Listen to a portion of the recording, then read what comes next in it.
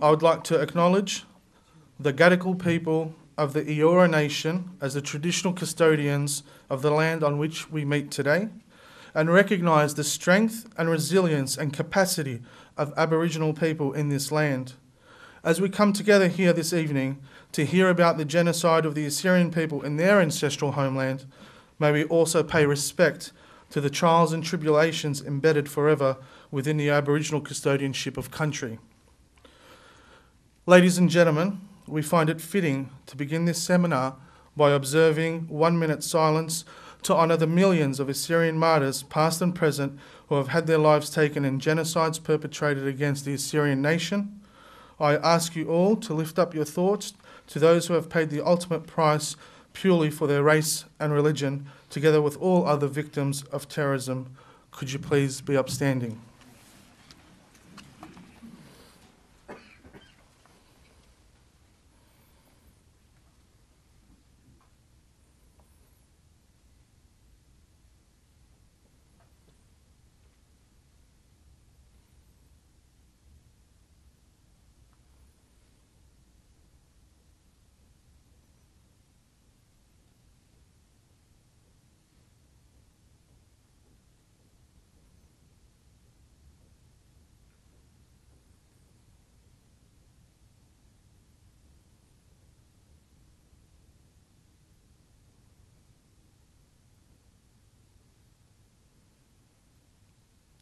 Thank you. May they rest in peace. Please be seated. I'd like to take this opportunity first to formally welcome all the guests that are present here tonight. Mr. Hamish Shaheen, Deputy Secretary-General of the Assyrian Universal Alliance. Mr. David, President of the Assyrian Australian National Federation. Mrs. Tanya Davies, MP, Member for Mulgawa, Parliamentary Secretary for Youth Affairs and Homelessness, as well as being the Chair of the New South Wales Parliamentary Friendship Group of Assyria. The Honourable Paul Green, MLC, Temporary Chair of Committees, Member of the Christian Democratic Party. Mr. Guy Zangari, MP, Member for Fairfield, Shadow Minister for Justice and Police, Shadow Minister for Corrections, and Shadow Minister for Emergency Services. Mr. Hugh McDermott, MP, State Member for Prospect, and Vice Chair of the New South Wales Parliamentary Friendship Group of Assyria. Milan Maximovich, candidate for McMahon, Christian Democratic Party. Nella Hall, lead New South Wales Senate candidate for the Christian Democratic Party. Also, of course, our good friend, Reverend Niall, the leader of the Christian Democratic Party. Councillor George Barcher. Our friends Dr. Paniotis Diamandis, Director of the Australian Institute for Holocaust and Genocide Studies at the University of Technology, Sydney. Our friends from the New South Wales Jewish Board of Deputies, Mr. Aaron Markarian, Armenian National Committee of Australia, and all our friends who are representatives of Assyrian organisations and political parties that are here tonight. And last but not least, our very good friend, Mrs. Karen Boss of Christian Faith and Freedom. Ladies and gentlemen, the apologies for this evening. Mr. David Clark, MLC, Mr. Craig Kelly, MP, Terry Butler, MP, Michelle Rowland, MP, Ms. Guy Brotman, MP, the Honourable Joel Fitzgibbon, MP, Cathy McGowan, MP, Anne Sudmalis, MP, the Honourable Matt Thistlethwaite, MP, Bronnie Taylor, MLC, Courtney Husis, MLC, Kevin Connolly, MP, and the Honourable Peter Dutton, MP, Minister for Immigration and Border Protection. For an official welcome, ladies and gentlemen, to start the seminar formally, it's my honour to call to the stage the Deputy Secretary-General of the Assyrian Universal Alliance, Mr. Hamish Shaheen.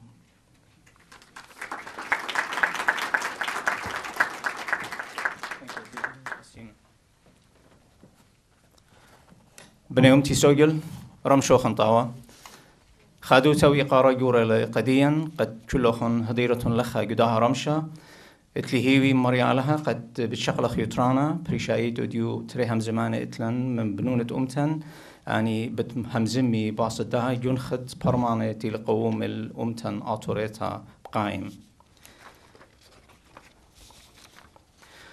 Honorable guests, ladies and gentlemen, on behalf of my colleagues, the board members of the Assyrian Universal Alliance Australian chapter, it gives me a great pleasure and honor to welcome you all to this evening's seminar about the current genocide perpetrated by ISIS against the Assyrians and other Christian minorities in Iraq and Syria. I would like to thank most sincerely Ms. Tanya Davis, MP, member for Malgawa, and chairman of the Parliamentary Friendships of Assyria, for hosting this conference and for all her support during the past years. I am thankful to the members of New South Wales Parliament for joining us tonight. I also want to express my sincere appreciation and admiration to our keynote speaker, Dr. Nicholas Elgilu, for his outstanding presentations in Europe and USA for the past few years on the Assyrian Genocide issue, and for flying all the way from USA to be here tonight, as well as our guest speaker, Mr. Joseph Howell, a well-known community activist and the director of the Assyrian Church of the East Relief Organization. During the World War I, the Ottoman Empire carried out its infamous ethnic cleansing against the Greeks, the Armenian, and the Assyrian.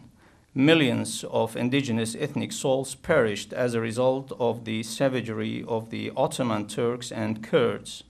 As a result of this genocide, the Assyrians lost all their territories within the borders of modern Turkey. At least 750,000 Assyrians, 1.5 million Armenians, and 500,000 Greeks from Pontus region, and many others were exterminated in an unbelievable, horrific scenes of massacres and deportations. And hundreds of thousands of children and women were abducted and forced into Turkification, Kurdification, and Islamization. In recent years, history is repeating itself for the Assyrian nation. Our people are being systematically driven out from our ancestral lands in Iraq and Syria. Assyrians have been subject to gross violations of their rights. Murder, rape, assault, and forced conversion to Islam have become commonplace as armed death squads attempts to force Assyrians out of their homeland. Within the last 13 years, over 100 churches have been bombed, most Assyrian archaeological sites have been demolished, and hundreds of Christian Assyrians killed. From the time of its liberation, the failed state of New Iraq has witnessed a huge exodus of all non-Muslim ethnic groups from their original homelands because they have been abandoned and completely marginalized by the Iraqi government and the international community. We invite the State Parliament of New South Wales to recognize and condemn the current genocide against the Assyrian people of Iraq and Syria. We invite the international community, including Australia, to support our demand for a safe haven for under international protection for our people on our ancestral homeland in the occupied Assyria in northern Iraq. On behalf of the Assyrian Universal Alliance, we would like to express our sincere thanks to the Honorable Chris Bowen, MP, Shadow Treasurer, for his commitment to the Assyrian people and courage in moving an important motion in the Australian House of Representatives, recognizing that the crimes committed by Islamic State of Iraq and Levant, ISIL, against Assyrians are genocide. I would like to thank you all for taking the time from your busy schedule to attend tonight's function. We believe that our speakers will provide in-depth knowledge into the current genocide facing our nation. We hope that you will find the seminar informative and worthwhile. Thank you very much.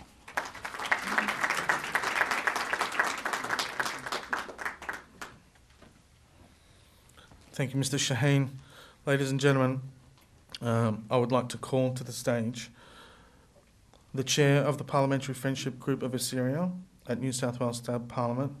Please join me to welcome Ms. Tanya Davies MP, Member for Mulgoa, Parliamentary Secretary for Youth Affairs, Homelessness and the host of this evening's seminar. Ms. Davies, if you would.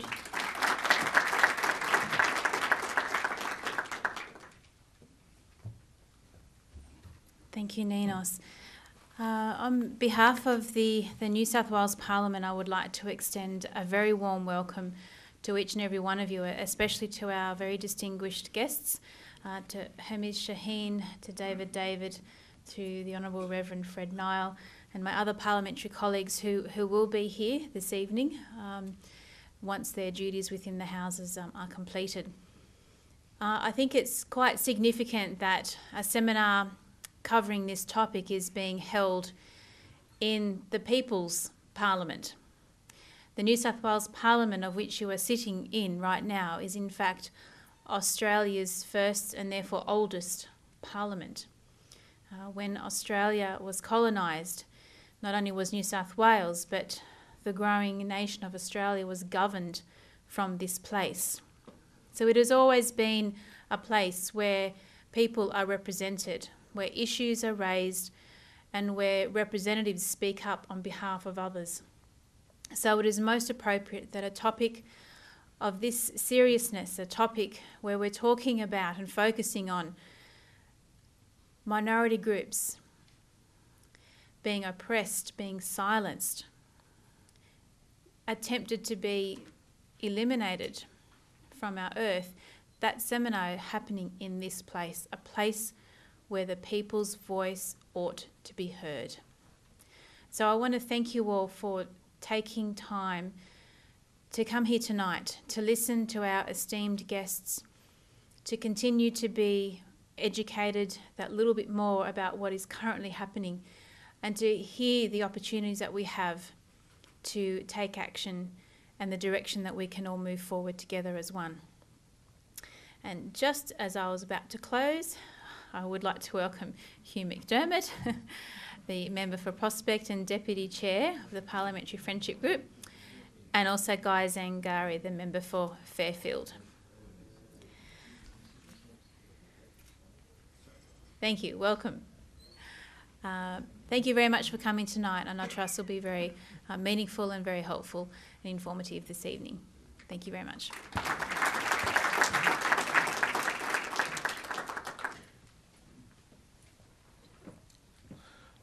Thank you, Tanya. Ladies and gentlemen, I'd like now to call to the stage a true friend of Assyria and a person who has always stood up and been the voice of Assyrians. Please welcome the Honourable Reverend Fred Nile, MLC.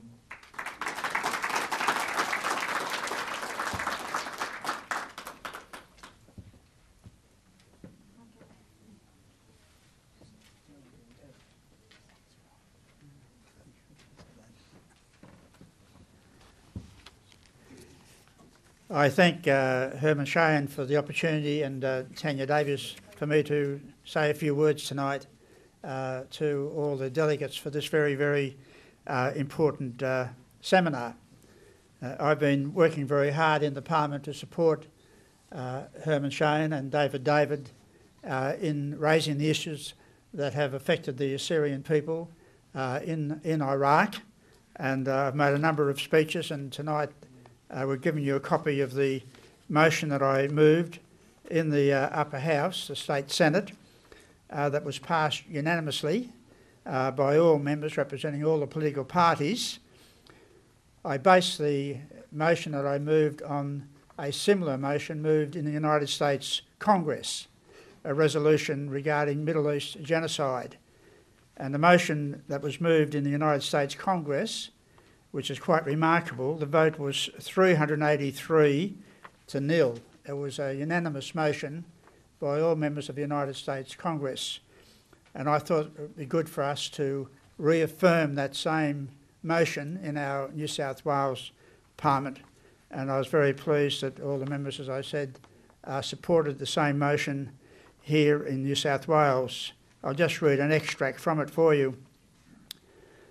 That this House notes that on the 14th of March 2016, the United States Congress declared that the atrocities perpetrated against religious and ethnic minorities in Iraq and Syria are war crimes, crimes against humanity and genocide.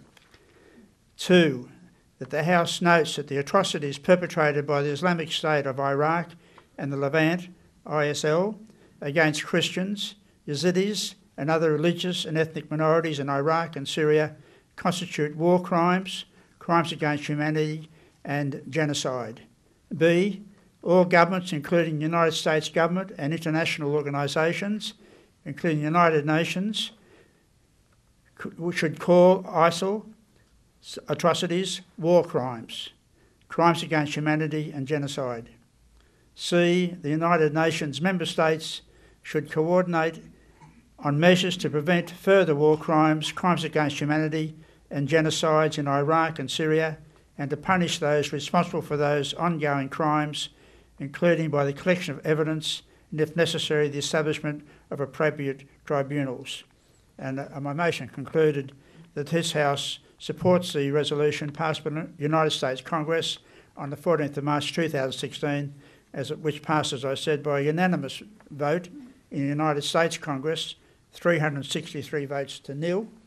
And in the same way, the motion that I moved based on that resolution was passed by the State Upper House, again unanimously. All members voted in favour of it, and I was very pleased when that happened. That was the second motion that I moved in the Upper House on that issue.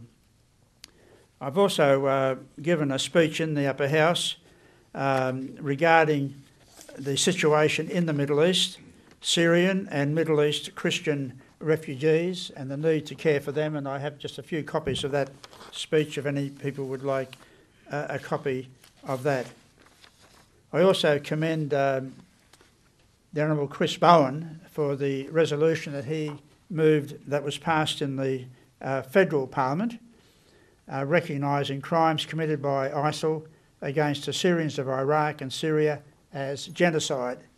So we know it's not easy to get motions passed by the Federal Parliament, and we commend the Honourable Chris Bowen for his energy in persisting and successfully moving that motion in the Federal Parliament. I support all the efforts not only to acknowledge the genocide but to pray and work as hard as we can to establish an Assyrian homeland in Iraq based around the area of Nineveh. So we hope and pray that that will happen in our lifetime, not some far distant date, but it will be a reality. I also commend the Assyrian protest against Kurdish aggression, which will be held this coming weekend on Saturday the 7th of May at 10 a.m. in Martin Place, Sydney, and I hope that many of you may take the time to attend that protest on that occasion. So thank you very much for allowing me to speak to you tonight. God bless you.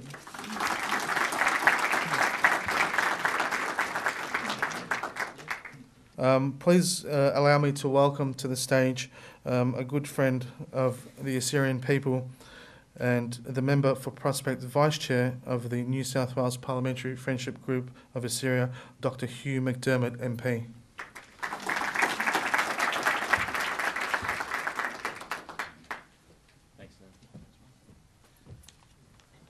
Well, thank you very much. It's a privilege to be here, and it's always a privilege to work with the AUA and the Young Assyrians, Ninos. So, Hermes, David, once again, I'm very pleased that we're here in Parliament together, and I'm so pleased that Tanya Davies, the Chair, Fred Nile, but also Guy Zangari, the member for Fairfield, and I'm not sure if there's any other MPs, but what I do know is that one of the key things that binds this Parliament, both the upper house and lower house, is the fact of our support for the Assyrian movement, if I'll use that word, but the cause, the Syrian cause. Certainly, this is a key thing that drives many MPs in this House, seeing the justice and the support for the Assyrian people. And I think that's something which we need to acknowledge, not only in the state parliaments throughout Australia, but also the federal parliament. And as was mentioned by the Reverend Fred Nile, Chris Bowen talking in Parliament this week about it, and who has constantly talked about the Assyrian genocide, but also fighting for the Assyrian people to be recognised and the recognition of the genocide that happened. and not just one genocide, but a number of attempted genocides and genocides that have happened over more than a century. However, today's genocide is the attack by ISIS. And we focus on ISIS and we talk about ISIS, but the more I read, the more I talk to people who are living this experience now in my electorate in Prospect, but also throughout Western Sydney and people I get to meet through the AUA, I realise it's not just ISIS that has created this situation, it's also been the Iraqi government in many respects, in their inaction. In many respects also the world community in not being more active and supporting the Assyrian cause and protecting the Assyrian people. There is no question at all in my mind, looking at the history of the Assyrian nation, that Europe would not be a Christian continent now if it wasn't for the Assyrian people. If their embracing of Christianity, their civilization of civilizing not only parts of the Middle East, but also having that major influence on Southern Europe especially, but also their intellectual and writings, etc., that had a major influence on the Christian church as it is today. But if it wasn't for their foundation, then in Europe it would not be a Christian continent. So that needs to be acknowledged. Now we know that in the last few months there's been battles in the north of Iraq around Mosul as more and more ISIS gets pushed back. And I look for the time when ISIS has finally been destroyed and they're removed from Iraq, but also Syria. That gives the greatest chance for what really needs to happen in regards to the protection of the Assyrian people. And that is an independent homeland in the Nevian Plains in the north of Iraq. There's no question in my mind this should have happened many years ago. Back probably in 1919, after the First World War, when the Allied forces were dividing up the Middle East, there was acknowledgement and there was understanding for a number of those final years of the First World War that the Assyrian people should have a homeland. But unfortunately, for whatever political or other reason, that didn't happen. Well, it didn't happen then, but we are in a situation we can make it happen now, and we need to do that, and we need to show the support for that to happen. Certainly, a key part of this, of making that happen, is making sure that the Assyrian homeland is made and proclaimed in the north, that it is independent, that it is well resourced, and also can defend itself. And it's up to the world community to do that, and also for the UN then to recognise this new, well, I would say almost nation, but certainly whatever the first step is, whether that be an independent regional area or whatever it is. If the Kurds can be given this, then why cannot the Assyrian community? Simple as that. And it should have been done many years ago. So I'm very pleased to be here. I'm very pleased that we can stand here together and talk about the genocide and to make it very clear that this was a genocide, that it did happen, no matter what the Turkish government or anybody else says, this is the reality. Not only of a modern genocide, but what has happened in the past. And by doing that, by accepting that, then we can build together to make an even greater future for the Assyrian people. So thank you once again, and I look forward to talking to you further. Good night.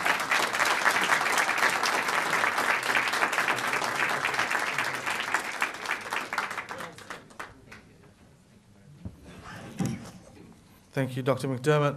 Ladies and gentlemen, I'd like to call to the stage a really good friend of Assyrians, one who has lived and worked among us for many, many years, the member for Fairfield, Little Assyria, Shadow Minister for Justice and Police, Shadow Minister for Corrections, Shadow Minister for Emergency Services, our good friend Mr. Guy Zingari MP.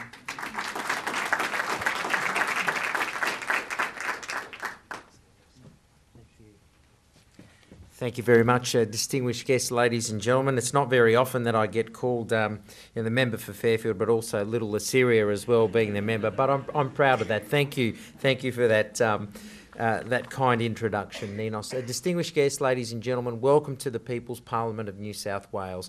This is the mother of all governments within New South Wales, and all members, no matter which side of the political spectrum they are on, are very privileged and honoured to be here.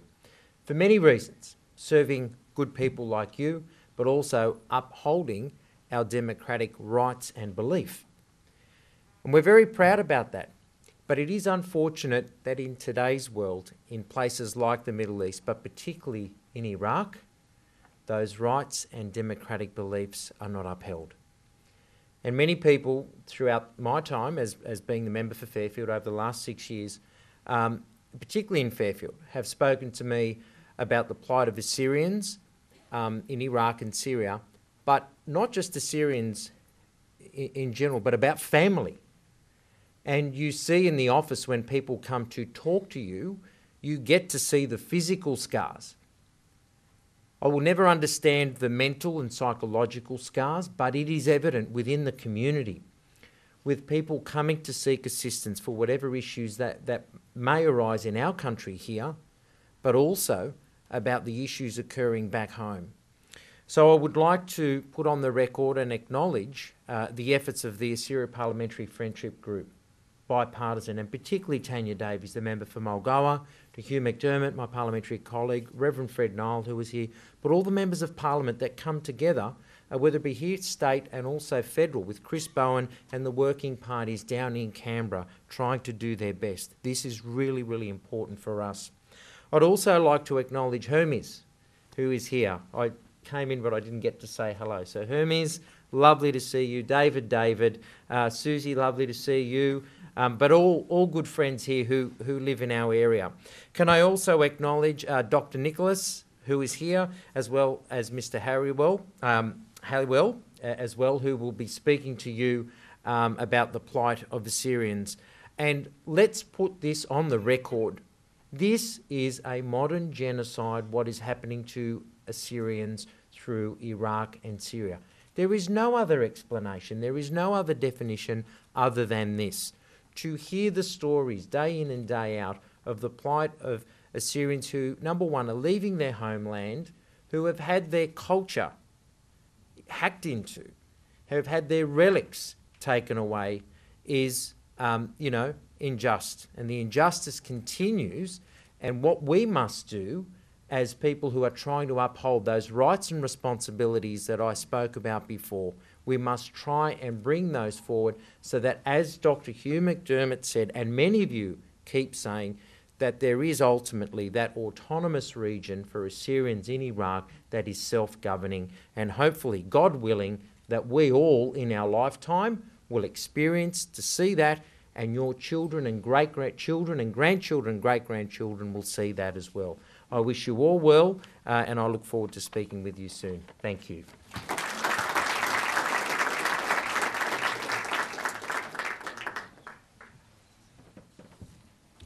Thank you, Mr. Zingari. Ladies and gentlemen, before we call our guest speakers here to the podium to speak today, we're going to take a change in pace. We're going to put a short film for you. The short film was titled "The Genocide of Assyrian Christians in Iraq Continues in Syria." Before we put that on, maybe a warm, not welcome, I suppose, a thank you for our guests that joined us. Again, we'll put on a short film for you called "The Genocide of Assyrian Christians in Iraq Continues in Syria." The genocide of Assyrian Christians in Iraq continues in Syria. ISIS attacked 35 Assyrian villages in northeast Syria in the Hasaka province. At least 9 Assyrian fighters were killed defending their villages. Up to 373 Assyrians were captured. 3,000 Assyrians fled from the villages and are now in shelters in Hasaka. None of the Assyrians want to return. This is what they have told their bishops. 3 weeks earlier, ISIS ordered Assyrians in the region of Hasaka to remove their crosses from their churches and to pay jizya, a Christian poll tax, warning residents that if they failed to pay the jizya, they would have to leave or else be killed. The list of atrocities against Assyrians in Syria is very long. It includes murders, kidnappings, and the destruction of cultural resources, including churches and ancient Assyrian historical artifacts. In Iraq, it has been the same. With the first church bombing of June 24, 2004, there began a relentless low-grade genocide, which culminated in the displacement of 200,000 Assyrians from the Nineveh plain by ISIS. Where the population of Assyrians in Iraq was 1.4 million in 2004, it has dwindled to 300,000 in 2015. Most fled to Syria, Jordan, Lebanon, and Turkey. And now these same refugees will be forced to flee from Syria along with the Assyrians of Syria. ISIS has not only killed and displaced Assyrians in Syria and Iraq, it has destroyed the Assyrian cultural heritage.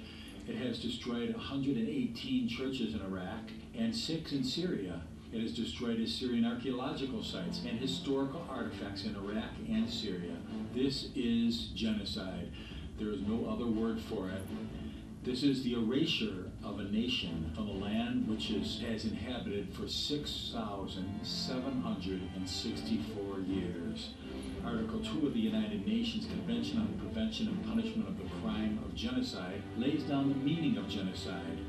In the present convention, genocide means any of the following acts committed with intent to destroy, in whole or in part, a national, ethnical, racial, or religious group as such, killing members of the group, causing serious bodily or mental harm to members of the group, deliberately inflicting on the group conditions of life calculated to bring about its physical destruction in whole or in part, imposing measures intended to prevent births within the group, transferring children of the group to another group. To this we could add the destruction of cultural heritage of a nation, including the destruction of secular and religious institutions and historical and archaeological artifacts. All these acts have been committed against Assyrians in Syria and Iraq in the last 10 years. It is ironic that the ISIS attacks on Assyrians in Syria is occurring in 2015, the centennial anniversary of the 1915 Turkish genocide of Syrians, Greeks, and Armenians, in which 750,000 Assyrians were killed, 75%, 500,000 Pontic Greeks, and 1.5 million Armenians. This is not a coincidence. ISIS is pretty savvy and historically informed. When ISIS pushed into the Nineveh plain in Iraq last year, forcing 200,000 Assyrians to flee their homes, they began their invasion on August 7th, which is the official Assyrian Martyrs' Day, a day on which each year Assyrians remember their fallen. How should the civilized world react to this? When a group destroys a nation, it destroys the cultural heritage of the civilized world. When the Taliban destroyed the 2,500-year-old Buddhist statues in Afghanistan, the civilized world lost. When ISIS destroyed the walls of Nineveh, the civilized world lost. When ISIS killed Yazidis, the civilized world lost.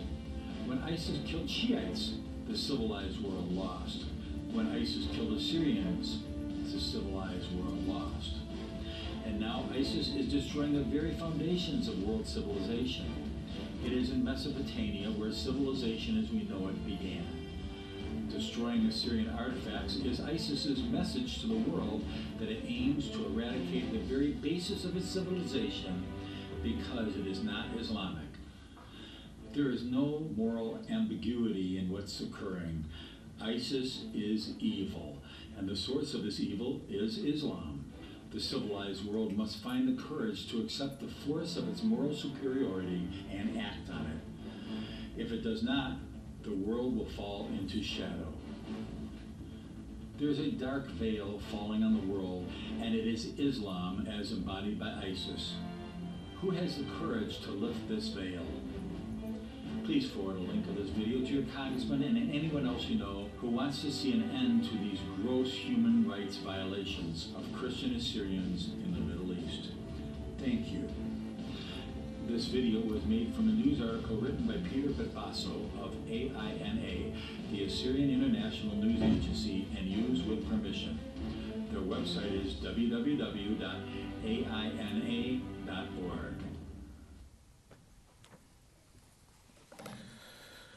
I know it's a bit hard to watch, but it is nonetheless the reality of what's going on right now in the ancestral homeland of the Assyrian people.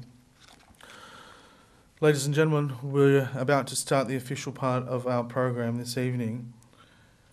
And our first guest speaker is an honour to introduce. He is a Master's candidate in International Relations at the University of Melbourne School of Government. Born and raised in Melbourne, Australia, he has been a prolific community activist involved with a plethora of political, cultural and charitable organisations, both Assyrian and non-Assyrian. These organisations include the National Council of Churches in Australia and the Victorian Council of Churches, where he has represented the Assyrian Church of the East since 2007. He is a director of the Assyrian Church of the East Relief Organisation, known as Assyro, in Australia, and he has worked actively on Assyria's international aid and relief programs in support of suffering Assyrians. This evening, he will examine the unfolding, or unfulfilled, should I say, quest for an Assyrian homeland, outlining Australia's modern role. Please make him feel very welcome, Mr. Josip Hauer.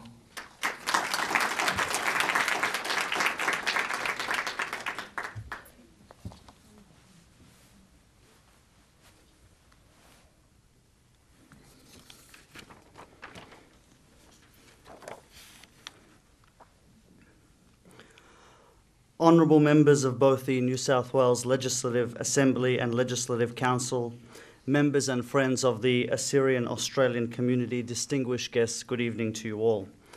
At the outset, I wish to acknowledge the honourable members of the Assyrian Friendship Group of the New South Wales Parliament and the Assyrian Universal Alliance Australia chapter for organising this evening's important seminar.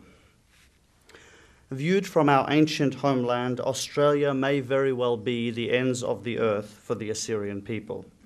However, this newfound homeland and place of refuge for massive numbers of Assyrians, despite the tyranny of distance, is able to play a significant and constructive role in upholding human rights in the Middle East and advocating for the defenceless Assyrian people.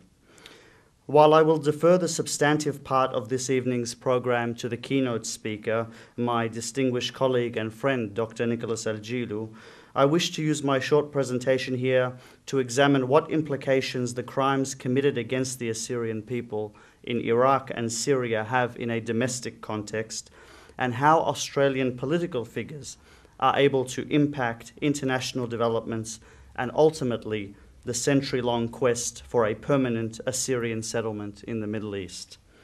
But before I do, I first must go to 1919 and the conclusion of the so-called War to End All Wars. During the deliberations of the Paris Peace Conference, the London Times wrote on March 19, 1919, the Assyrian delegation is about to reach Paris to plead for the formation of a Christian state in Mesopotamia, 1919. Therefore, the modern pursuit of a homeland for the Assyrian people in the Middle East is by no means a new experiment.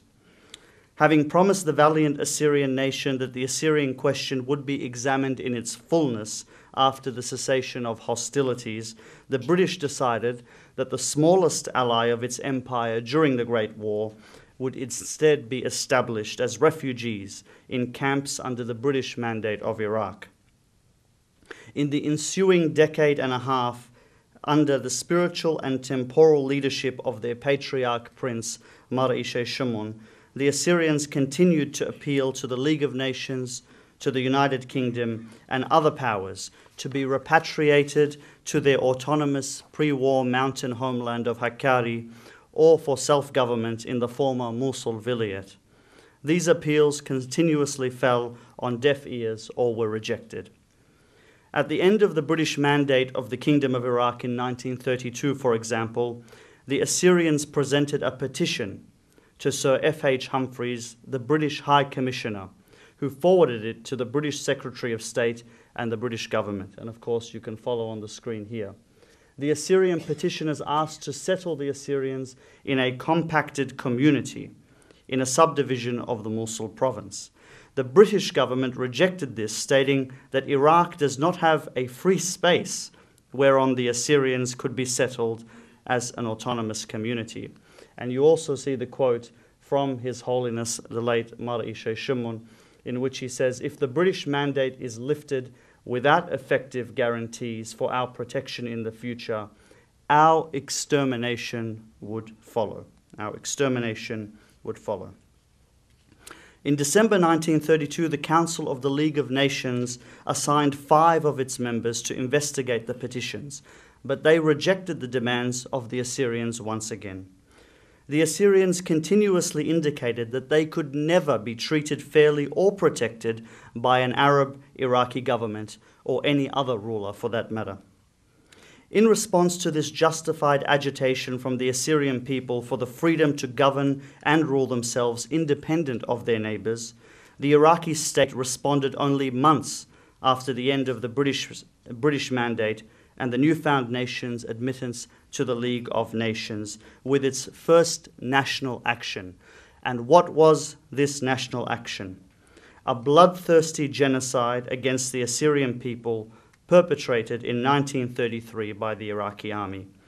In this massacre, thousands of Assyrian women and children were butchered in and around the Assyrian village of Semele in northern Iraq. In this village today stands the Martyrs' Church of the Assyrian Church of the East, a testament to the blood which soaked the hallowed earth of that place. And an anecdote here from my personal experiences. As we today base the calendar that we use, 2016, on the Anno Domini, which is the Christian era, traditionally reckoned year of birth of Jesus Christ, my paternal great-grandmother recorded the birth of her children by the date and place of the Semele massacre, telling her daughter, who is my grandmother, that, quote, "You were born in 1934, the year after Semele." That's how my great-grandmother recorded the birth date of her children by the date of Semele. Until today, the modern Iraqi state has neither acknowledged nor made recompense for the horrors committed in this place. The decades following the sprouting and failure of this fledgling movement for a national Assyrian homeland has not seen the Assyrians reprieved of oppression, persecution, and degradation as third-class citizens in Iraq and the Middle East. Instead, they have lived through tyranny, fascism, dictatorship, and from 2003 onwards, an unprecedented modern-day genocide, the very topic of this evening's program. Today, an existential crisis faces Christianity in the Middle East. The tsunami of radical terrorism embodied in the so-called Islamic State, Daesh, and other groups which emerged before and after its inception, threatens to annihilate Christians, Yazidis, Mandeans, non-conforming Muslims, and indeed all those who fall outside the group's medieval, archaic, nihilistic worldview. Amongst these groups, Assyrians are the most vulnerable. Comparatively, they have not the demographic weight of their co-religionists, the Copts of Egypt, or the established political muscle and demography of the Maronites of Lebanon. They do not have a state backer as Turkey for the Turkmen, or a wealthy and philanthropic business class in the diaspora. They are engulfed from all sides, facing the genocidal horrors of ISIS on one front and the expansionist machinations of the Kurdistan regional government, which are lately manifesting themselves in forced land encroachments and expropriation of Assyrian villages. Not wishing to be defeatist myself, the reality of the situation is that without assertive, genuine, and powerful advocates and allies in the diaspora, the Assyrians of the Middle East will continue to face human rights abuses and mass exodus. Not only will the disappearance of these ancient communities from the Middle East have disastrous consequences for the societies to which they are disproportionate contributors, their loss is irreversible, given that persons eventually returning from diaspora to the Middle East are so few they cannot be quantified. Having had regard to these realities, and particularly since we are here in this place of government, the question then is, what is Australia's role, if any, and how can it be expressed tangibly? Firstly, I would argue that the Australian government does indeed have an important part to play in addressing this crisis. In the final and substantive part of my talk, I'll elucidate three concrete mechanisms. Firstly, recognition of crimes against humanity committed against Assyrians and other minority groups as genocide. In April of this year, the US Congress unanimously passed a bipartisan resolution declaring that the acts committed by ISIS on Christians in the Middle East and other groups is tantamount to genocide. In the same week, the US Secretary of State John Kerry said that ISIS was, quote, genocidal by self-proclamation, by ideology and by actions in what it says, in what it believes, and in what it does, adding, in my judgment, Daesh is responsible for genocide against groups in areas under its control, including Yazidis, Christians, and Shia Muslims.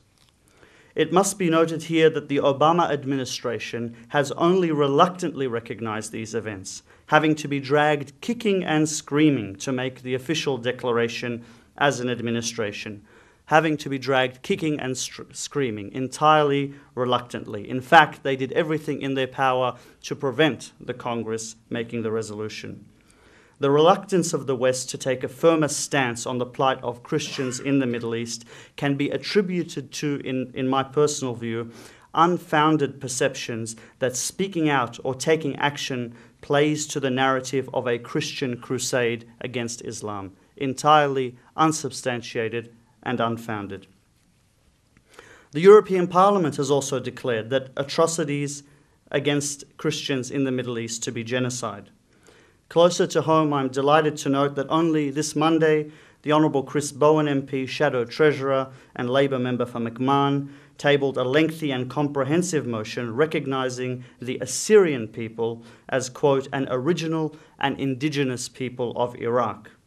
Because of the reference to the indigeneity of the Assyrians, this motion became the first instance internationally, the very first, of a legislative body unequivocally recognizing that the crime of genocide had been committed against the Assyrians as the indigenous people of Iraq and Syria.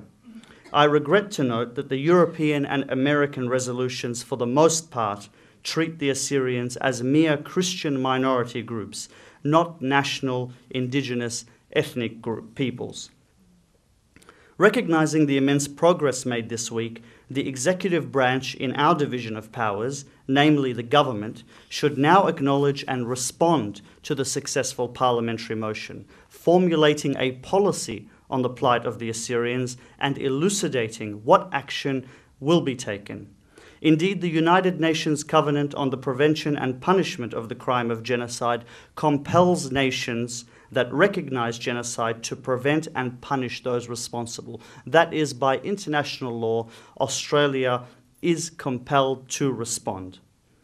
Now that the European Parliament, the Australian Parliament, and the US Congress and administration recognize that a genocide has been committed, they should respond by addressing the matter. Mindful of the fact that matters of external affairs are an exclusive power of the Commonwealth in this country, I'm of the view that members of the New South Wales Parliament should also continue to express their sense of condemnation of the crimes against humanity and genocide committed against the Assyrians. And in that sense, I'm very happy to learn tonight of Reverend the Honourable Fred Niles' motion in the New South Wales Upper House on the 23rd of March, recognising the events as genocide, and we congratulate Reverend the Honourable Fred Nile on this significant motion. And of course, in order for this advocacy to continue, I look to the honourable members seated here today in the hope that you will consider this matter as a priority. Every voice raised in support is one which is sorely needed. The second matter is a final determination from Australia on Assyrian claims for self-determination or self-government within the framework of a federal Iraq.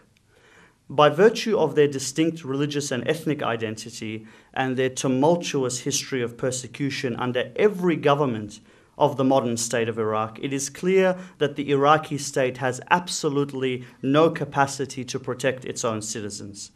This fact, coupled with the declarations of genocide discussed earlier, compels the international community to intervene for the sake of human rights, particularly in the case of the country's distinct ethnic and religious minorities, including the Assyrians.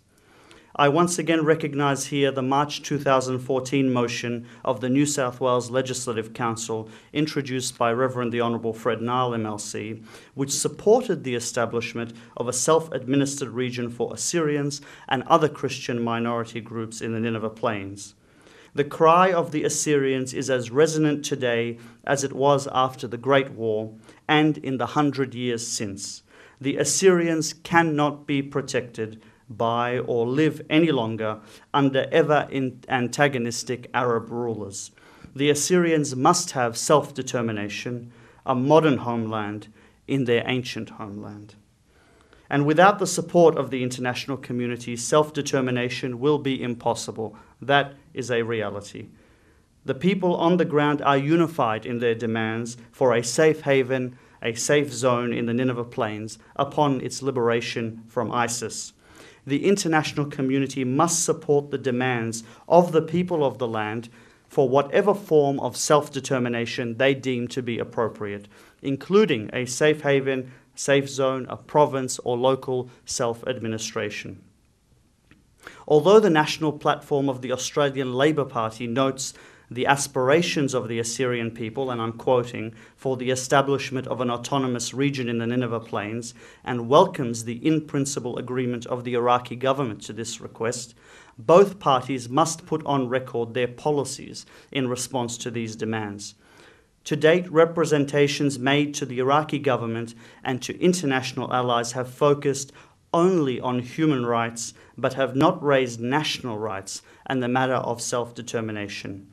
Given this is the view of the Australian Assyrian community and the Assyrian community internationally, Australia's Department of Foreign Affairs must announce an established policy with regard to these matters. And another anecdote for you, I recall an Australian foreign minister expressing to me and others personally that Australia does not have an appetite for Assyrian self-rule in the Nineveh Plains. Very disappointing. I'm of the hope that the foreign affairs spokespersons of both major parties may look to recent events and the deterioration of the situation in Iraq to reassess this view and come out with a more established, reasoned policy in light of the circumstances. Finally, we look to the use of Australia's enhanced diplomatic engagement to support human rights for Assyrians and other ethno-religious communities in Iraq and Syria.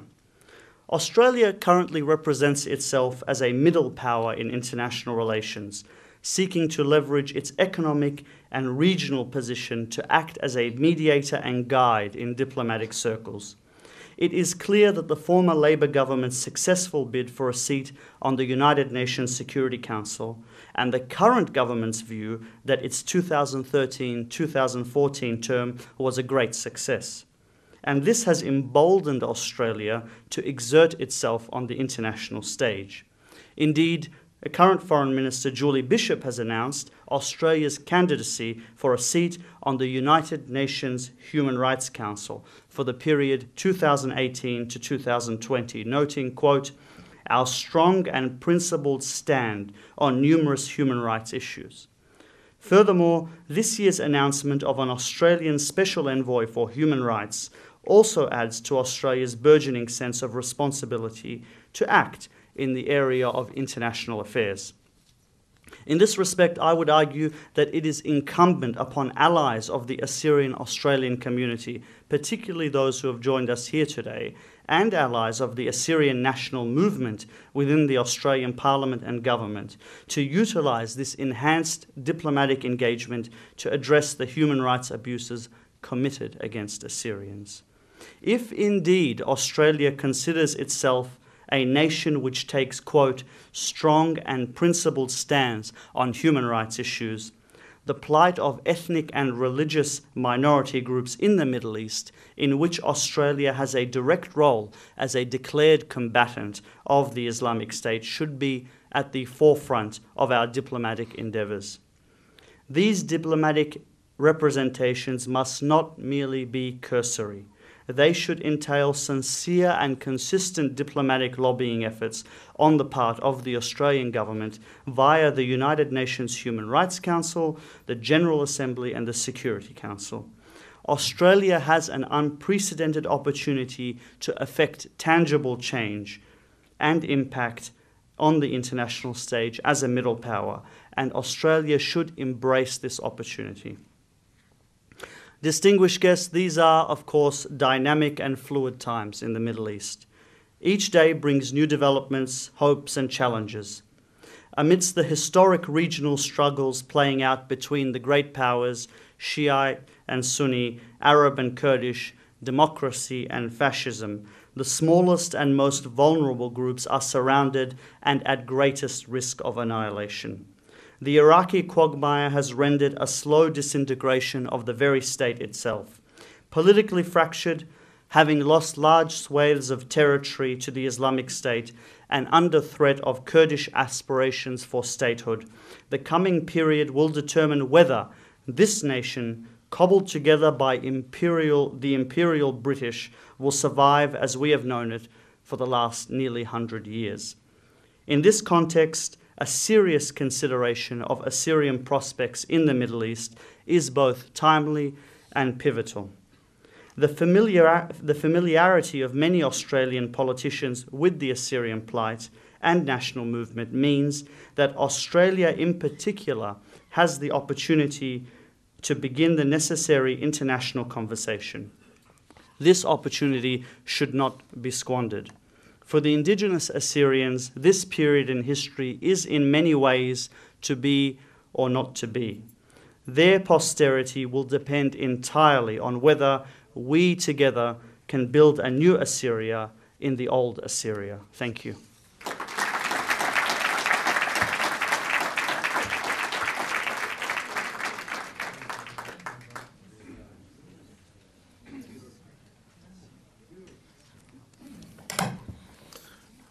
Thank you, Joseph.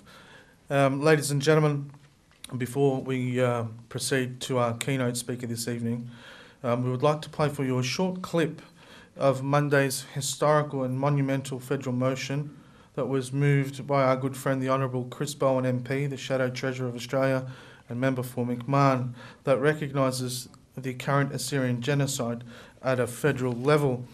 I would like to say that this motion is the fruit of much hard work that is not particularly seen, but that goes on behind the scenes. Hard work, research and lobby by the AUA, Australia, Assyrian Universal Alliance, led by Mr. Hamish Shaheen and Mr. David, who through their efforts continually strive to bring the Assyrian question to the federal, Australian and international fora.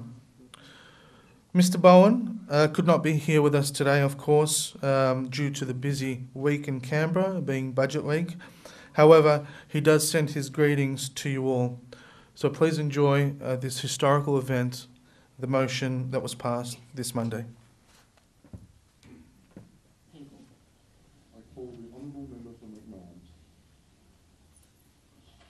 Thank you, Mr. Deputy Speaker. I move the motion relating to the Assyrian people in the terms of which it appears on the notice paper. Mr. Deputy Speaker, the Parliament this week is focused quite rightly on the budget and on the robust political debate in Australia. But we shouldn't forget that there are people around the world facing the most horrendous of circumstances, included in that of the Assyrian people of Iraq and Syria, who are currently being subject, it must be said, to genocide.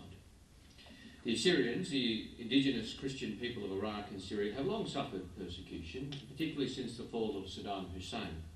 But since the rise of ISIS, Islamic State, we have seen an attempt to eradicate the Assyrian people, to destroy their culture and their heritage. Recently, the United States Secretary of State described ISIL as genocidal by self-proclamation, by ideology and by actions. Former Secretary of State Hillary Clinton has said, "I'm sure we now have enough evidence that what is happening is genocide, deliberately aimed at destroying not only the lives but wiping out the existence of Christians, Yazidis and other religious minorities in the Middle East in territory controlled by ISIS." It is right and proper that this House associates itself with these sentiments and declares that enough is enough, the genocide must stop. The Assyrian people have been subject, of course, to persecution for many, many years. The world has witnessed the destruction of Assyrian holy sites, of ancient cultural artefacts, and the obliteration of places of worship. We've seen the footage of masked men with sledgehammers rampaging through museums and galleries in an attempt not only to kill Assyrians, but to destroy the heritage and culture of this great and ancient civilization. It cannot be allowed to occur. It is right and proper that the United Nations Special Advisor on the Prevention of Genocide make recommendations through the Secretary-General to the Security Council to recognise, prevent and hold crimes being perpetrated by Islamic State. It is also right, as we have said before, the member for Fowler, the member for Cornwall and other members of the House with the support of the Deputy Leader of the Opposition have said before that it is right also that we plan for a post-Islamic State world for the Assyrian people in which they can live in Iraq in particular in freedom, in their homeland in freedom, with all the necessary protections and the necessary ability to make their own decisions within Iraq for their own protection. This is very important. We can't simply wait and hope and pray and work for the defeat of Islamic State without planning for the future. The Assyrian community in Australia has been very vocal in ensuring this is the case, particularly the Assyrian Universal Alliance led by Hermes Shaheen and David, who again have worked with myself, the member for Cornwall, the member for Fowler, the member for Kingston Smith and the Deputy Leader of the Opposition, and have met with the Leader of the Opposition to progress this case. And it is them, I know, who are also very keen to see this motion adopted in the House of Representatives, as does every Assyrian Australian, as does every Australian concerned about human rights anywhere. The Assyrian people have been forced from Iraq in massive numbers. Many of them were forced from Iraq into Syria, seeking refuge in Syria, and they have now been forced out of this nation, which has given them some degree of protection over the last 10 years, into other countries in the Middle East. Many Assyrians have sought and achieved home in Australia, refuge in Australia. They have become fine and upstanding Australians, but they do not rest and will not rest until their brothers, their sisters, their cousins can achieve the same protections as they do, and not necessarily by seeking asylum elsewhere. I have not met an Assyrian who seeks to leave Iraq out of choice. Assyrians have been forced out of Iraq. This is a land which has provided their homeland for thousands of years. This is an ancient and noble civilization which has done so much for the world. They have been subject, as I said, to terrible, terrible incidents since the fall of Saddam Hussein, but none worse than what they are being subjected to now, which it can clearly, soberly and regretfully be concluded is genocide. Attempted genocide which cannot be allowed to succeed. We cannot look back on this age and think if only the world had done more, we would not have lost one of the world's great civilizations, the ancient Assyrian civilization. The ancient Assyrian civilization which has given the world so much over many thousands of years, and it is time for the world to step in and offer them some protection in return. Is the motion seconded?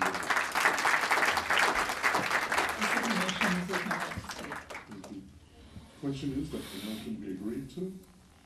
The time of I call. Ladies and gentlemen, what a fantastic segue to our keynote speaker. Our keynote speaker is currently a lecturer at the School of Historical and Philosophical Studies, University of Melbourne, specialising in Syriac studies. He is additionally affiliated with the Syriac Language Research Centre at the University of Divinity, and in 2013 he completed his doctoral dissertation at the University of Sydney, focusing on the socio-cultural history and heritage of ethnic Assyrians in Iran. He also has a Masters of Arts in World Religion, Eastern Christianity from Leiden University, and a Bachelor of Arts in Semitic Languages from the University of Sydney. He is a socio-cultural historian with expertise in Indigenous Middle Eastern minorities, Eastern Christianity, the history of the Middle East and the Islamic world, as well as interfaith and intercultural relations. His specialty is in the Syriac language, literature, and epigraphy, and much of his research has relied on data from manuscripts and inscriptions that he collected first-hand in the field over numerous trips made to the homeland since 2002.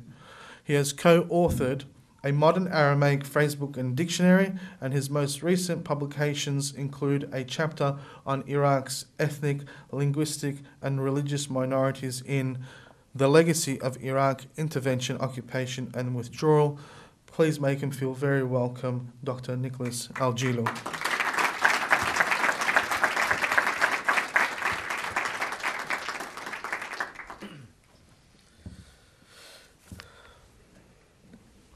Ladies and gentlemen, distinguished guests, Shlam alochun, Ramshochun Tawa.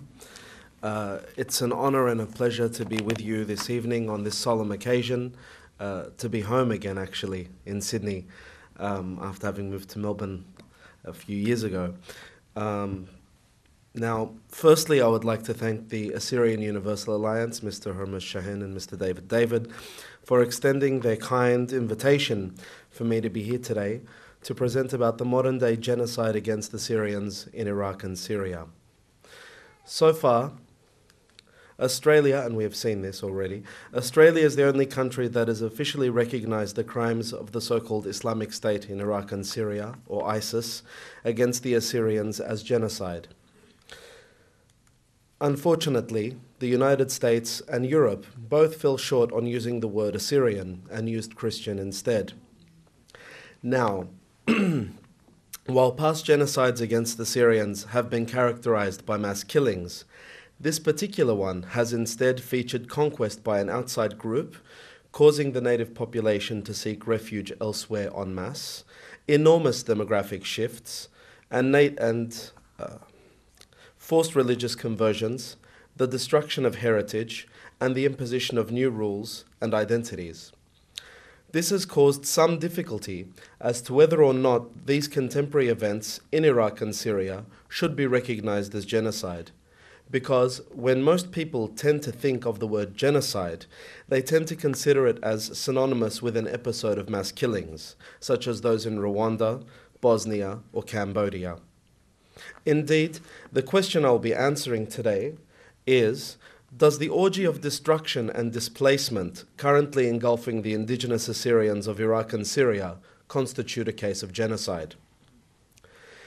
Now, the modern-day genocide against the Assyrians appears to be a premeditated and systematic campaign of extermination carried out largely by ISIS, but also, I would argue, to a milder extent, by the regional government of Iraqi Kurdistan, as well as the administration of the Kurdish Democratic Union Party, or PYD, in Syria. Whereas the former seeks to annihilate the Assyrians because of their Christian religion, the latter seek to exterminate them as a national community because their separate ethnicity and indigeneity are an obstacle and thorn in the side of the Kurdish nationalist project. Prior to the US-led intervention in Iraq in 2003, there were roughly 300,000 Assyrians just in northern Iraq, and a further 100,000 in northeast Syria. Today, 150,000 of the 250,000 Assyrians remaining in northern Iraq are internally displaced, and less than 30,000 Assyrians are left in northeast Syria. The never-ending conflicts in those two countries have thus resulted in the emptying out of entire regions, such as the Nineveh Plain and the Khabur River Valley, which had previously been populated in the majority by indigenous Assyrians, and the erasure of much of their material culture and tangible heritage. This has happened in the space of just over a decade. As with other indigenous peoples, the Assyrians tend to fall victim to the rhetoric of conservative politicians who wish to downplay their sufferings as inconsequential and inconvenient.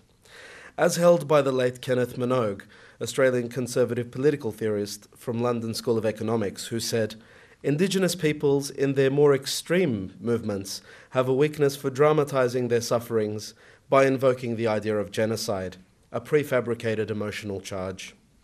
I hope, therefore, that by the end of my presentation, you will have formed an opinion based on evidence rather than emotion. The standard legal definition and parameters of systematic and premeditated exterminations of peoples, or genocide, is that included in the United Nations Convention on the Prevention of Genocide. This document was drafted by Raphael Lemkin, who you see pictured there.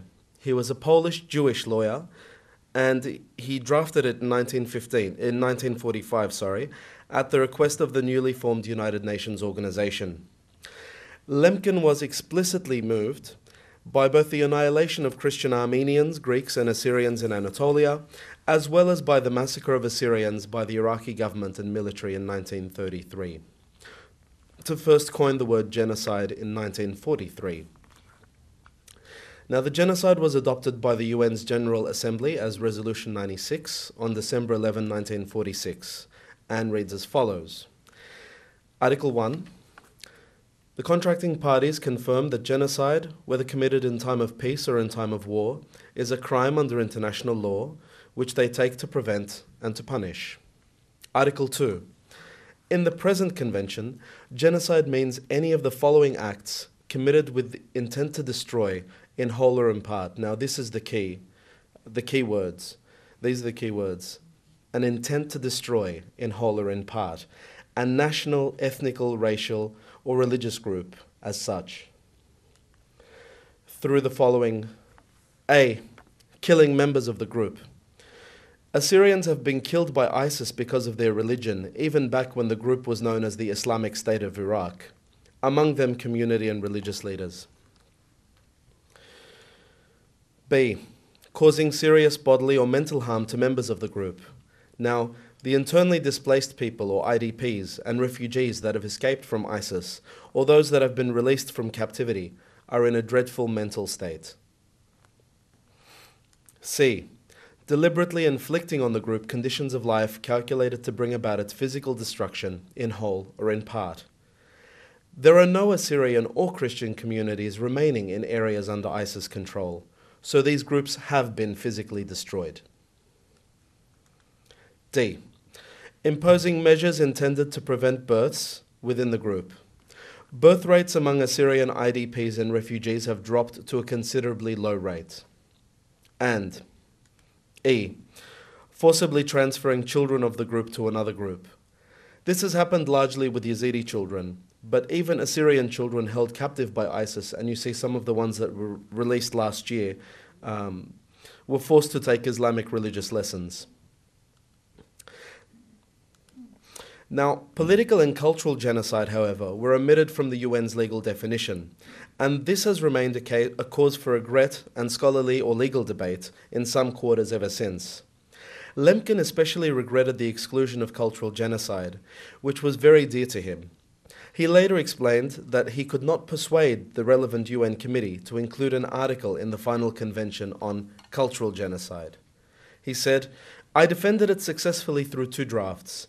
It meant the destruction of the cultural pattern of a group, such as the language, the traditions, the monuments, archives, libraries, churches, in brief, the shrines of the soul of a nation.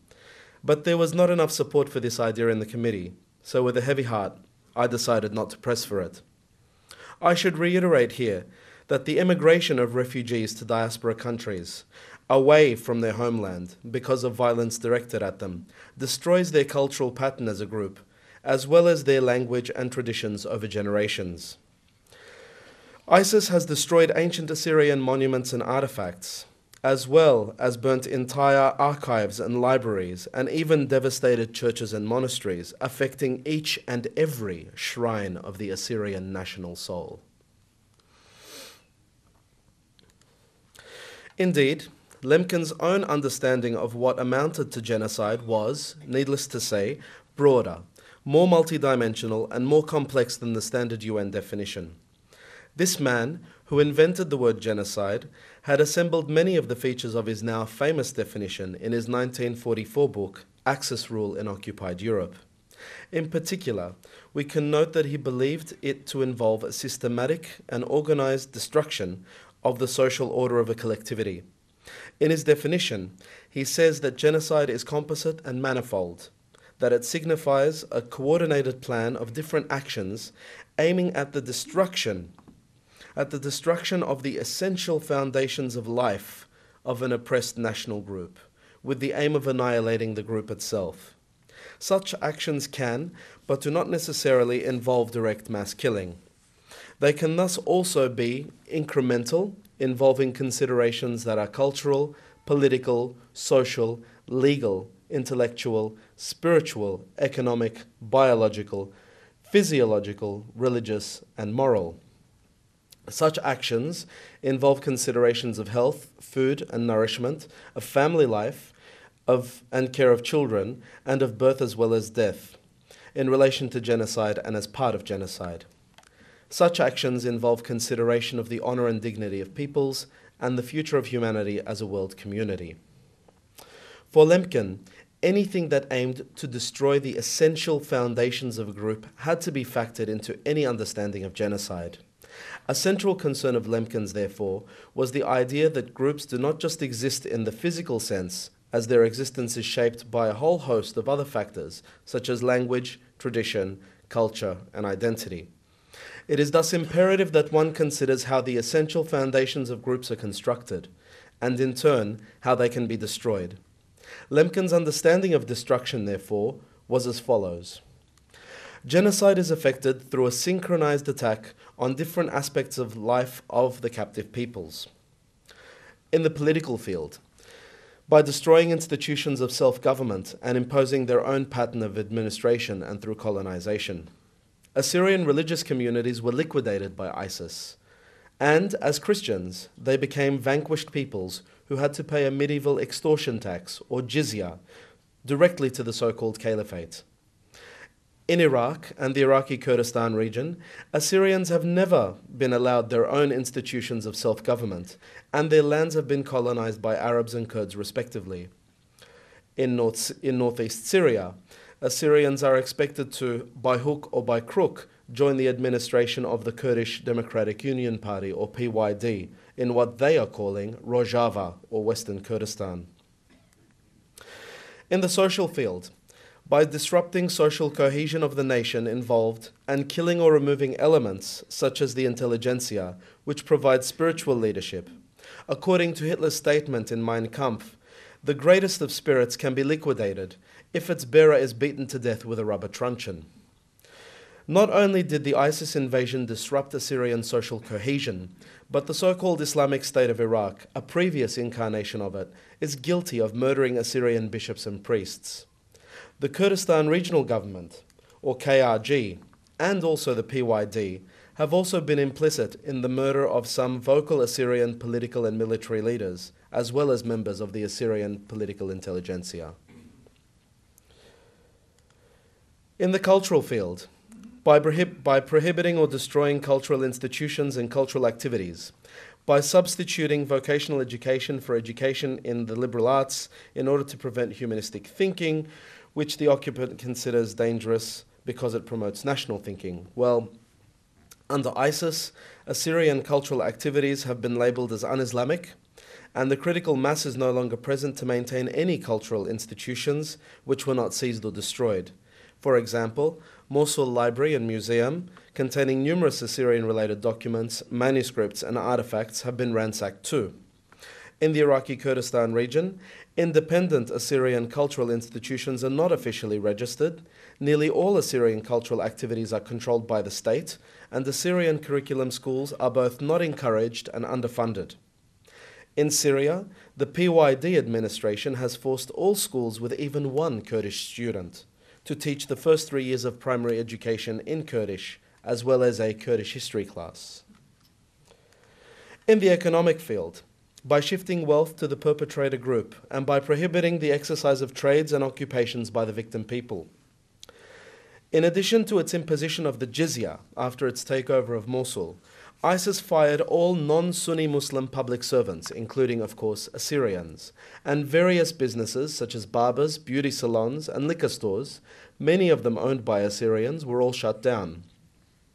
All Christian homes in Mosul were marked with the Arabic letter Nun, symbolizing the word Nasara, an Islamic term for Christians, and they were subsequently labeled as property of the so-called Islamic State. Finally, those fleeing from ISIS were stripped of all they had, including cars, wedding rings, gold teeth, even the earrings out of the ears of little girls, and even their IDs and personal documents were confiscated from them. In the Iraqi Kurdistan region, it is almost impossible for Assyrians to find jobs if they do not join the Kurdistan Democratic Party, or KDP. Many agricultural lands have also been illegally transferred to Kurds, and land disputes between Assyrians and Kurds regarding Kurdish land grabs remain unresolved. And I think there will be a protest in Martin Place on Saturday regarding that. In Syria, the PYD administration has confiscated the homes and properties of Assyrians who have temporarily left the conflict zone, as well as public buildings such as schools belonging to Assyrian institutions. Now, to the left, you can see some images of a motorcade of Assyrians that were going to the capital of the Iraqi Kurdistan region to protest some land grabs, and they were blocked from even getting to their destination. They were blocked from even leaving their villages by a Kurdish checkpoint. On the right, you see an image of an Assyrian school in Syria, which has been occupied by the PYD forces, or the YPG, for maybe the past 5 years. In the biological field, by a policy of depopulation and by promoting procreation of people from the perpetrator group in the occupied areas, the ISIS invasion has led to the depopulation of Mosul and the Nineveh Plain in Iraq, as well as the villages along the Khabur River in Syria. On the other hand, Assyrian homes have been given to ISIS commanders and their fighters by the so-called caliphate, and they are in turn encouraged to marry and procreate. Economic marginalization and disadvantagement of Assyrians in the Iraqi Kurdistan region has also led to them emigrating and not procreating as much as the Kurds that are there. There you can see an article from the LA Times, which talks about ISIS fighters replacing local Christians that have been displaced. In the field of physical existence, by introducing a starvation rationing system and by mass killings. After its invasion of Mosul, ISIS blocked all non-Sunni Muslims from receiving government rations, forcing them to buy food at highly inflated prices in the local markets, or otherwise starve.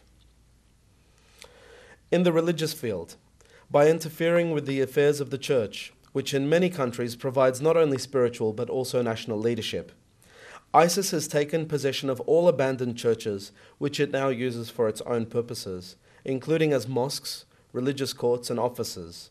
The KRG, on the other hand, employs a policy of patronage and intimidation with Assyrian churches, with some bishops even joining the ranks of the KDP. These churches have also been interfered with through the promotion of a separatist Chaldean or Syriac identity based on sectarianism, employing a divide and rule strategy among communities within their areas of control. And finally, in the field of morality, by attempts to create an atmosphere of moral debasement through promoting pornographic publications and motion pictures and the excessive consumption of alcohol. Now, ISIS has labeled Christians as unclean due to their consumption and selling of alcohol. In 2011, a number of Assyrian businesses in the Iraqi Kurdistan region, mostly liquor stores, which you see in these images, were burnt down. The Assyrian town of Ankawa in that region has also recently become a hotspot since it has come to be associated with immoral businesses such as liquor stores, massage parlors, bars, strip clubs and brothels, all sanctioned by the government but not allowed to run in other areas. Muslim Kurds that are religious thus refuse to enter the town due to this association and have demonized its Assyrian inhabitants. Moreover, Lemkin says that genocide may involve two phases, that it is a twofold process. A key passage from the opening page of the now famous chapter 9 of his book Axis Rule tells us, genocide has two phases. One, destruction of the national pattern of the oppressed group. The other, the imposition of the national pattern of the oppressor. This imposition, in turn, may be made upon the oppressed population which is allowed to remain, or upon the territory alone. After removal of the population, and the colonization of the area by the oppressor's own nationals.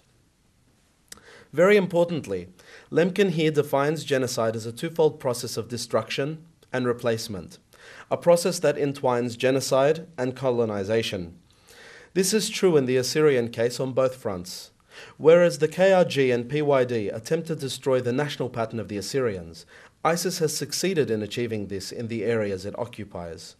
Both, however, have imposed their own national pattern upon the Assyrians or their empty territories. For the Kurds, this is a nationalist one, but for ISIS, it is an Islamist one. And while Assyrians have been allowed to remain in the Iraqi Kurdistan region, their areas which are now under ISIS have been completely depopulated and settled with ISIS fighters from elsewhere. Following his book Axis Rule, Lemkin set about researching for his intended magnum opus, a comprehensive multi-volume history of genocide covering ancient, medieval, and modern time periods. In Lemkin's unpublished papers, there are 2 typed pages headed Revised Outline for Genocide Cases, in diagrammatic form, which summarize Lemkin's methodological approach to the historical study of genocides. For example, among the conditions leading to genocide, Lemkin lists fanaticism, religious or racial, irredentism, national aspirations, social or political crisis and change, economic exploitation, for example slavery, colonial expansion or military conquest, accessibility of victim groups, evolution of genocidal values in the genocidist group, contempt for the alien, etc., and factors weakening the victim group. While ISIS embodies religious fanaticism, the KRG and PYD are examples of irredentism and national aspirations. There are both social and political crises at hand in a changing Middle East, with each group seeking to expand and conquer its own territory and economically exploit other populations which they hold contempt for due to religious or nationalist convictions. The Assyrians here are particularly vulnerable, accessible, and weak due to a number of factors. Among the methods and techniques of genocide, Lemkin distinguishes 3 types: physical, biological, and cultural. The physical methods and techniques of genocide therefore include massacre and mutilation, deprivation of livelihood, starvation, exposure, etc., often by deportation, and slavery or exposure to death. The biological ones include separation of families, sterilization and destruction of fetuses, and the cultural ones include desecration and destruction of cultural symbols, books, objects of art, religious relics, etc., looting, destruction of cultural leadership, destruction of cultural centers such as cities, churches, monasteries, schools, libraries, prohibition of cultural activities or codes of behavior, forceful conversion, and demoralization. Physically, the Assyrians have been deprived of their livelihoods and exposed to death and murder. Biologically, Assyrian families have been separated due to the processes of displacement and immigration over multiple host countries. And culturally, Assyrian books, artworks, religious relics, cultural leadership systems, churches, monasteries, schools, and libraries have been desecrated, destroyed, or looted. Assyrian cultural activities or codes of behavior have been prohibited or strictly controlled. Assyrians have been forced to convert to Islam, and their people have been generally demoralized, under both ISIS and, to a lesser extent, under the KRG and PYD. Among the propaganda utilized by the perpetrators, Lemkin cites the following: rationalization of the crime, appeal to popular beliefs and intolerance, sowing discord or divide and rule, misrepresentation and deceit, and intimidation. Now, while ISIS rationalizes its crimes through religious conviction, the KRG turns a blind eye to the oppression of indigenous Assyrians, citing its financial crisis and war against ISIS as excuses. Both appeal to the popular beliefs and intolerance of their majority populations, whether through religious extremism or nationalist fervor. In the case of the KRG, its actions are deceitfully misrepresented in a way that they are propagandized as the saviors and protectors of the Christians, whoever they may be, while ISIS is perceived by its supporters as the savior and protector of Orthodox Islam, and the PYD are perceived as being pluralistic and democratic. The responses of the victim group could either be active or passive. Active responses include submission, escape, either through suicide, hiding, etc., disguise, immigration, often planned, political subordination, assimilation, resistance, and again demoralization. Passive ones are emotional or mental and include feelings of terror. The active responses of the Assyrians have included submission to the Islamic system of ISIS or the nationalist project of the Kurdish political parties, escape from religious or political persecution, disguise as either vanquished people under ISIS or assimilation as Kurdish Christians under the KRG, planned immigration to Western countries, political subordination by ISIS or the KRG, limited resistance through independent Assyrian political parties and civil society organizations, and, of course, demoralization. No one can truly fathom the passive emotional and mental responses of the Assyrians to these situations. Significantly, Lemkin marks the aftermath of genocide as being inclusive of such features as cultural losses, population changes, economic dislocations, material and moral deterioration, political consequences, as well as social and cultural changes.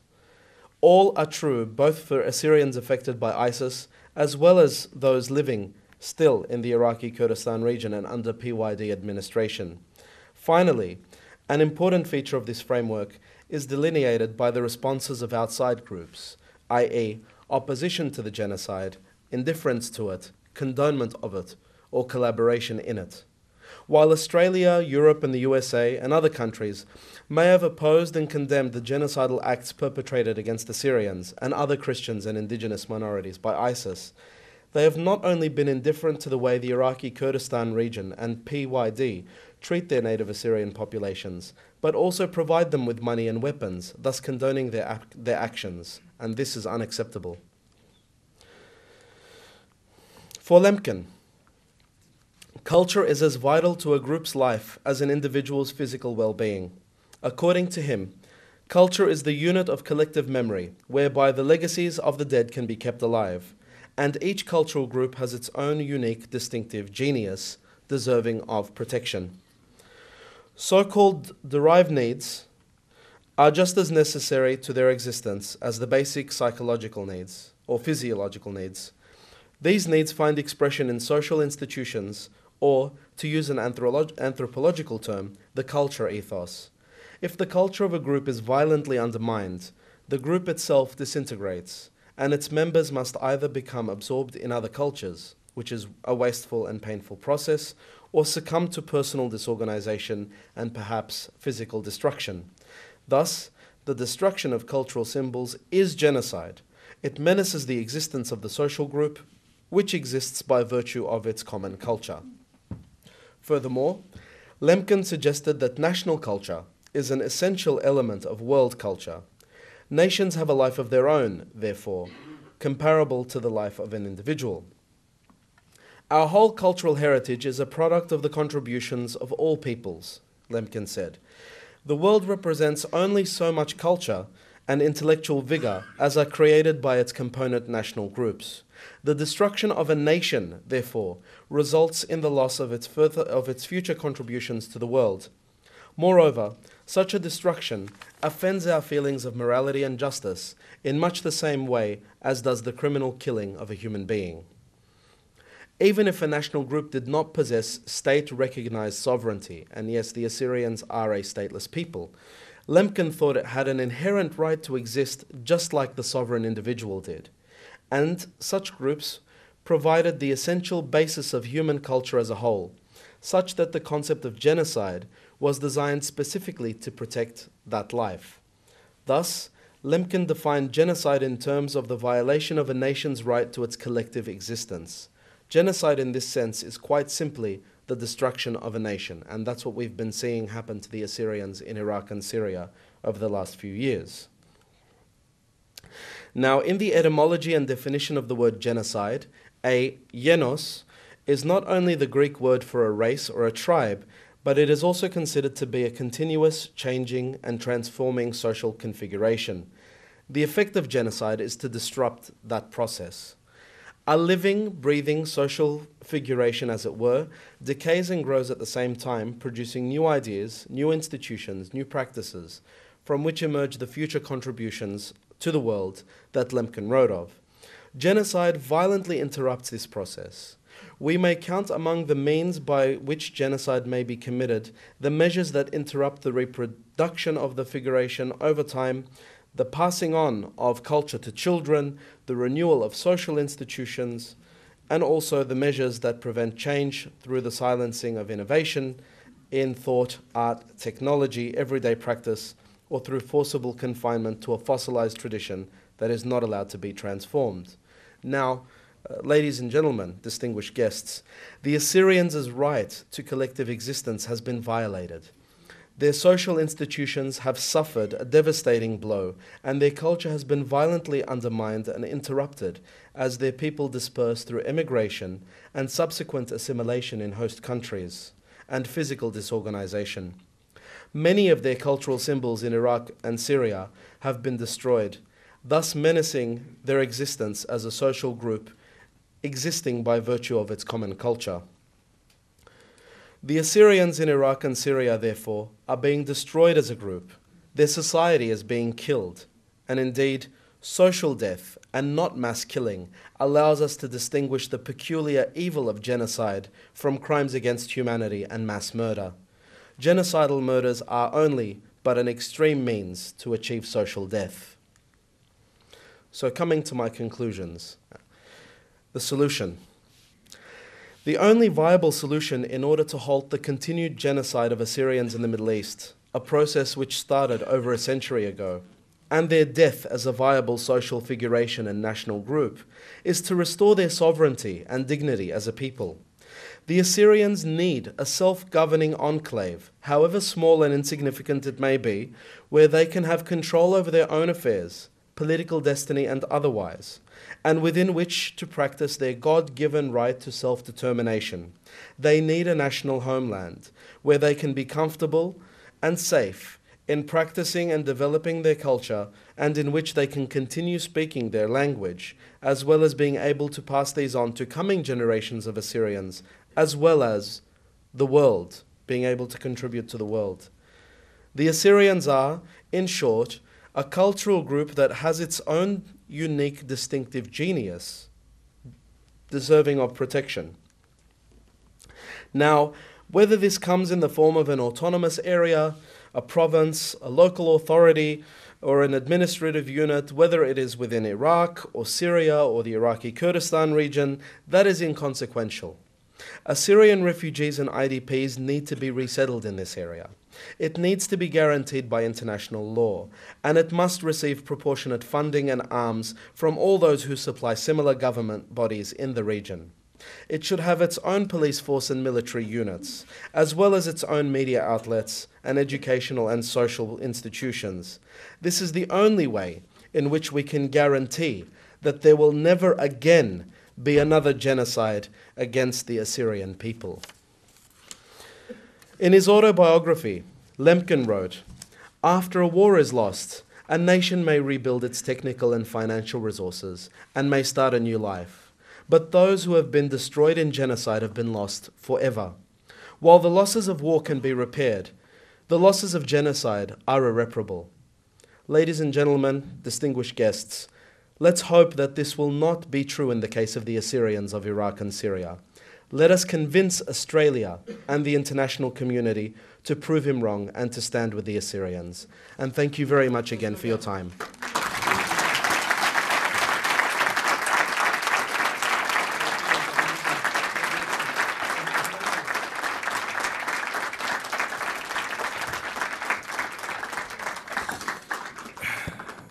Thank you, Dr. Al-Jili. Please, another round of applause. That was amazing. That really was. Thank you for an amazing lecture. And we hope to see more of you, although you've moved to Melbourne. We hope to see more of you here in Sydney. I was just blown away. I won't go into commentary. I won't get on my soapbox, but I just must say this, that we all agree that the only answer here is an autonomous region, is a homeland for the Assyrian people. And we hope that just as every Assyrian supports that idea, that our friends and guests, those represented here today and those that are not, would stand strong in the support of an Assyrian homeland. That being said, ladies and gentlemen, before we conclude this evening, I would I'd like to call to the stage Mr. Herman Shaheen and Mr. David to present a small token of appreciation to our guest speakers. Mr. Shaheen and Mr. David, please, if you would.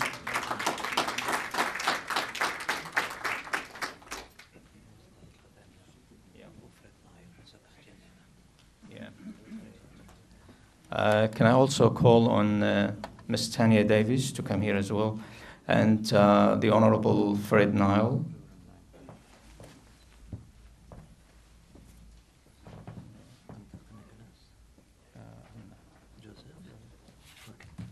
Tanya, can you come here, please? Reverend, just here to present actually.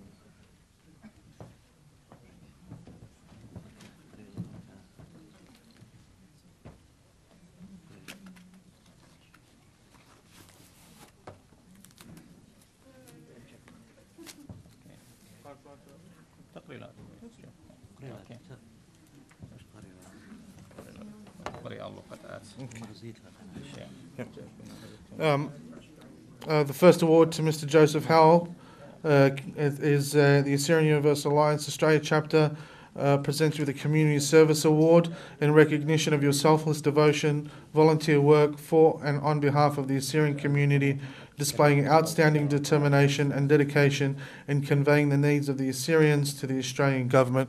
Mr. Howell, if you would.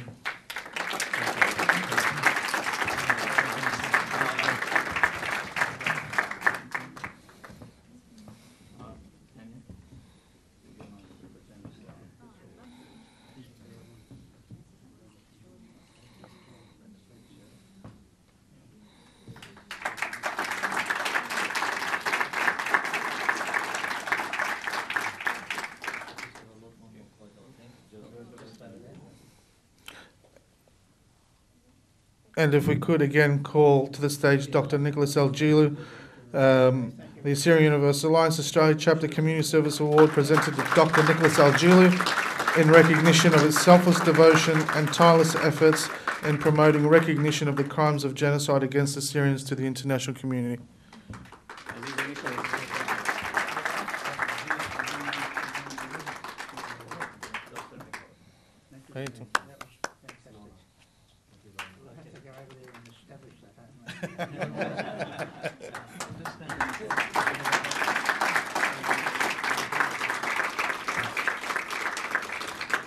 For those that didn't hear, Reverend Niall said we have to go over there and establish that homeland.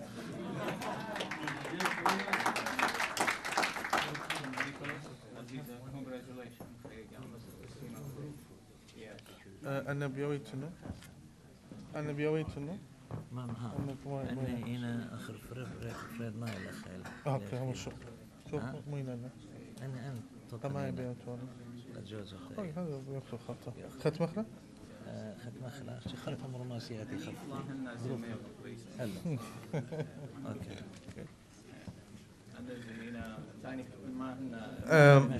Yeah, this is a small but very dear token of appreciation. It's a 100th anniversary commemoration coin of the Assyrian Genocide presented to our speakers. Yeah.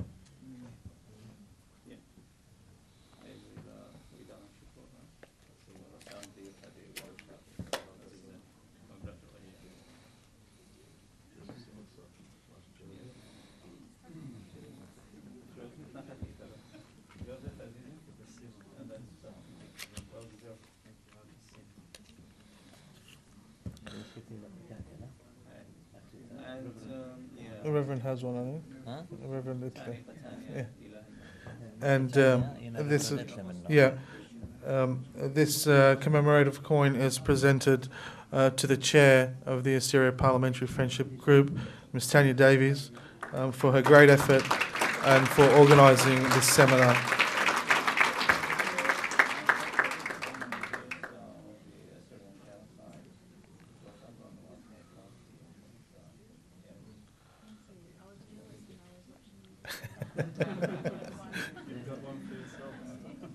Ladies and gentlemen, thank you so much for attending.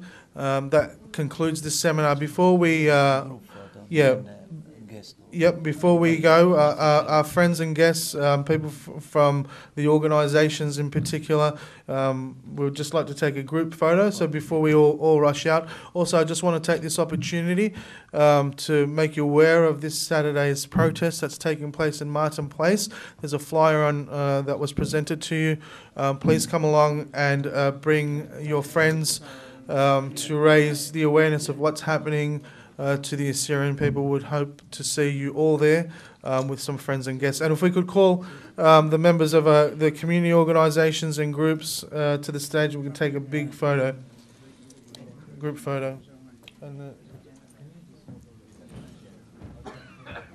And yeah.